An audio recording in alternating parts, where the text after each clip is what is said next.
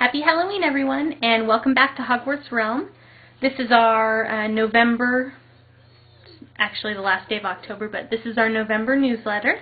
And we're going to start trying to do this little like automated thing, so I'll post a video clip. I know everybody should have already gotten the little welcome back private message I sent out, but it was just kind of an overview, and I wanted to explain a couple of the things that are going on. I got notes here, so if I keep looking down, that's what I'm doing. Anyway, this is awkward for me. Also, this is the first time we've ever tried to do a video, little newsletter, so let's give it a try. First thing is the events that are going on. You guys all saw in the newsletter, and if you haven't, then here it is. We've got our Halloween Masquerade Ball. It's open now. Go ahead and get yourself a costume and head over to it. We've done away with the whole entryway. It was just like people were tending to post in the entryway for a long time, and then, you know, kind of lose interest before they actually got into the ballroom itself. So we've done away with that, and you can ignore Ava in the background. She's making a lot of noise. So, yeah, if you hear her, she's reading a book to herself. Anyway, so you need a costume. Any of the shops in Diagon Alley, Nocturne Alley, or Hogsmeade, any of the clothing shops, you can buy costumes. The one in Hogsmeade, Vintage Advantage, they have the biggest selection we're claiming. I mean, there's actually not a list of what costumes are there, but I believe it's 5 galleons and covers your entire costume, so anything that comes with it, you know, if you have gloves or shoes or, you know, mask, all of that is included in your 5 galleons for your costume.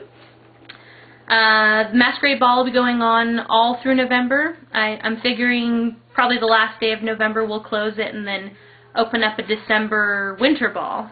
So you've got a month to pop in and out of the Masquerade Ball. Wizard of the Month, we've got nominations. Oh my gosh, it just got really sunny here. It's been raining all day and the sun just came out. Wizard of the Month, nominations are going on right now for November. Oh, the sun's gone again. You can ignore me, I'm just amazed with the weather today. It's been pouring rain, and I took Ava out trick-or-treating for a little while. Our downtown Grass Valley does a little shop thing where all the businesses open up and do it for preschoolers. Anyway, it was really nice while we were there, and then it started to rain, and now it's nice again, and then it's going back and forth. So, Wizard of the Month nominations are open. I'm hoping, you know, like in the next week to 2 weeks we'll get nominations for that, and then we can have a couple of days to a week of voting so we can have a winner, you know, before the end of November. There's some new requirements. Read over the rules. We're kind of bumping up the requirements for nominating. We had a lot of people nominating like, oh, this person's cool or they're really nice, and so now you got to be a little more specific on why exactly you're nominating them. It can be for something they do in character, it could be for them, you know, personally out of character, for the work they do around the site, something. So just specify why you're nominating them. You can nominate as long as you have 100 posts, so anyone with 100 or more posts is allowed to nominate someone. If you, the person that you nominate has to have at least 200 posts, so it's got to be a little, one of our more active members for that. So make sure you check over the post count for the person you nominate before you put their name down. Okay, so that's the first subject. This is going to be really long. I can tell already. I'm at almost 7 minutes now. I'll try to hurry. I'm sorry for rambling, but I'm all hyper from candy. Your advancements. That's a brand new thing. I know everybody's itching to find out what's going on with that.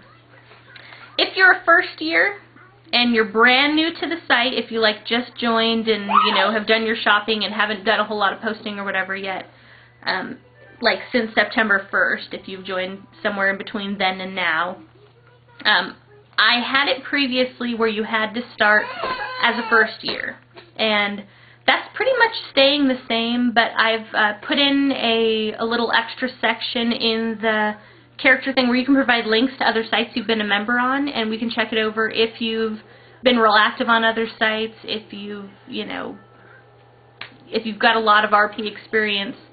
We'll look at that and consider you for a higher year, so you can go ahead and apply for a higher year if you're interested. So send me a private message if you want your character to be in a higher year, along with links to other sites you've been a member on so I can look over your previous RP experience, and I'll get back to you and let you know whether you'll be able to be promoted or not.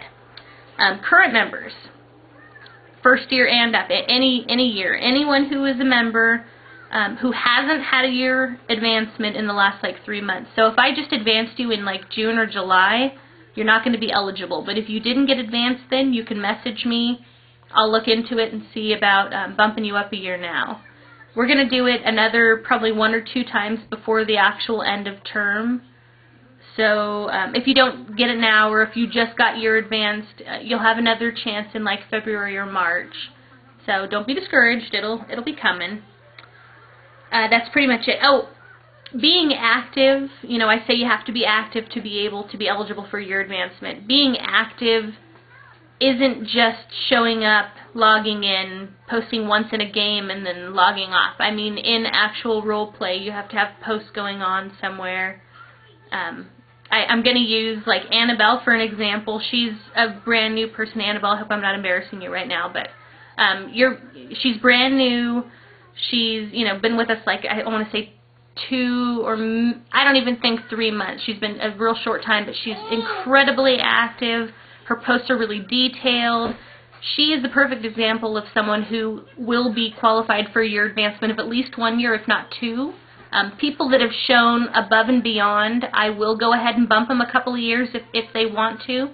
So just throwing that out there, it'll be kind of a good motivation for you. You can look over her posts and see, you know, how you can probably get that for yourself if you want to be advanced, you know, at least 1 year, if not more.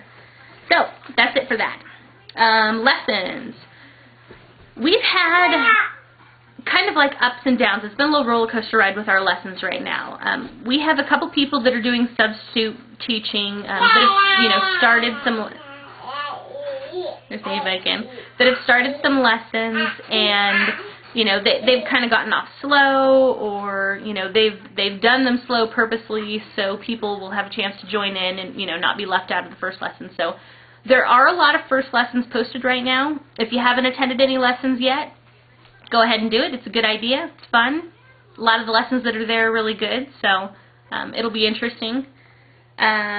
We're probably going to wait until January to start this, but you know, so we can actually hire some new teachers. And by the way, we're looking for a lot of teachers right now.